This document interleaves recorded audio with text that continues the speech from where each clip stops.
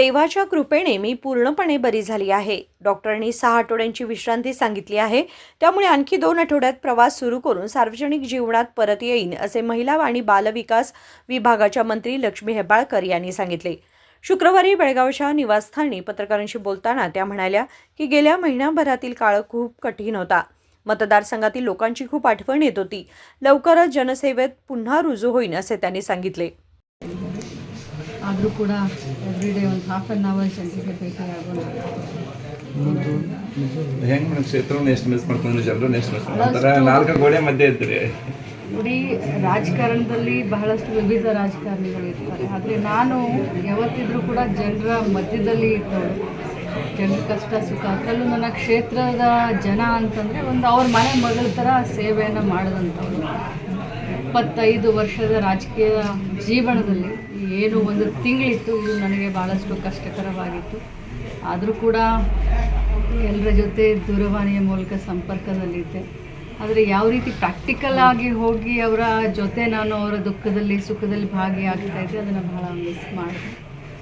ಭಗವಂತನ ಆಶೀರ್ವಾದ ಮತ್ತೆ ಅವರ ಸೇವೆ ಮಾಡಲಿಕ್ಕೆ ಇವಾಗ ಸನ್ನದ್ಧವಾಗಿದೆ। ಮೈಕ್ರೋ ಫೈನಾನ್ಸ್ಗೆ ಹಾವಳಿ ಜಾಸ್ತಿ ಆಗಿತ್ತು, ಆದರೂ ಕೂಡ ಹಿಂಗೆ ಬೆಡ್ರೆಸ್ಟಲ್ಲಿ ಇದ್ದರೂ ಕೂಡ 4-5 ಜನರಿಗೂ ಕೂಡ ಮನೆ ನ್ಯಾಯ ಒದಗಿಸಿದ್ರೆ 6 ತಿಂಗಳ ಹಿಂದೆ ಈ ಮೈಕ್ರೋ ಫೈನಾನ್ಸ್ ಈ ರೀತಿ ಆಗುತ್ತೆ ಅಂತ ನನಗೆ ಕಲ್ಪನೆ ಇತ್ತು। ಯಾಕಂತಂದರೆ ನಮ್ಮ ಕ್ಷೇತ್ರದಲ್ಲಿ ಬಹಳಷ್ಟು ಜನ ಈ ಒಂದು ಇದಕ್ಕೆ ಮಹಿಳೆಯರೇ। ನನಗೆ ಯಾಕೆ ಇದು 6 ತಿಂಗಳು 9 ತಿಂಗಳ ಹಿಂದೆ ಗೊತ್ತಾಯ್ತು ಅಂದರೆ, ನಿರಂತರವಾಗಿ ಕ್ಷೇತ್ರದ ಮಹಿಳೆಯರ ಜೊತೆ ಸಂಪರ್ಕದಲ್ಲಿರೋದ್ರಿಂದ ಅವ್ರು ಏನು ಆ್ಯಕ್ಟಿವಿಟೀಸ್ ಅನ್ನೋದು ನಮಗೆಲ್ಲ ಗೊತ್ತಾಗುತ್ತೆ। ಸೊ ಈ ಫೈನಾನ್ಸ್ ಅವ್ರನ್ನ ಆವಾಗಲೇ ನಾನು ಕಮಿಷ್ನರ್ಗೆ, ಬೆಳಗಾವಿ ಕಮಿಷ್ನರ್ಗೆ ಫೋನ್ ಮುಖಾಂತರ ಮಾತಾಡಿದೆ, DC ಅವ್ರಿಗೆ ಮಾತಾಡಿದೆ, ನಮ್ಮ ACPಗಳಿಂದ ಅವ್ರನ್ನ ಕರೆಸ್ಕೊಂಡೆ।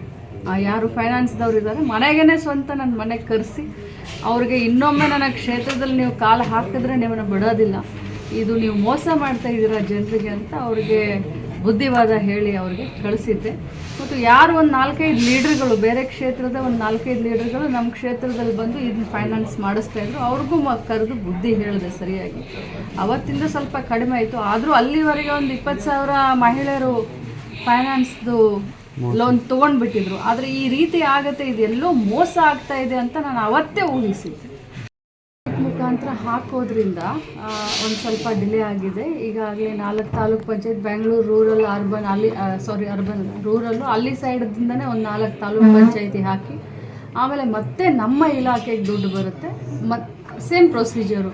ಬಟ್ ತಾಲೂಕ್ ಪಂಚಾಯತಿಗೆ ಹೋಗಿ ಅಲ್ಲಿಂದ ನಮ್ಮ ಇಲಾಖೆಗೆ ದುಡ್ಡು ಬಂದು DDಗಳ ಮುಖಾಂತರ ಮುಂಚೆ ಯಾವುದಿತ್ತು ಅದೇ ಪ್ರೊಸೀಜರು, ಅದರಲ್ಲಿ ಯಾವ ಪ್ರೊಸೀಜರು ಚೇಂಜ್ ಇಲ್ಲ।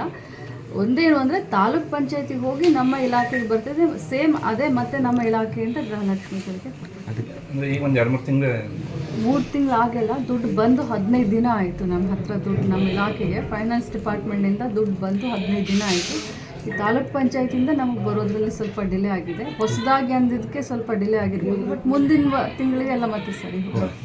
गृहलक्ष्मी योजना यापूर्वीप्रमाणे जिल्हा उपसंचालकांच्या माध्यमातून लाभार्थी महिलांच्या खात्यात जमा केली जाईल, असेही मंत्री लक्ष्मी हेब्बाळकर यांनी सांगितले।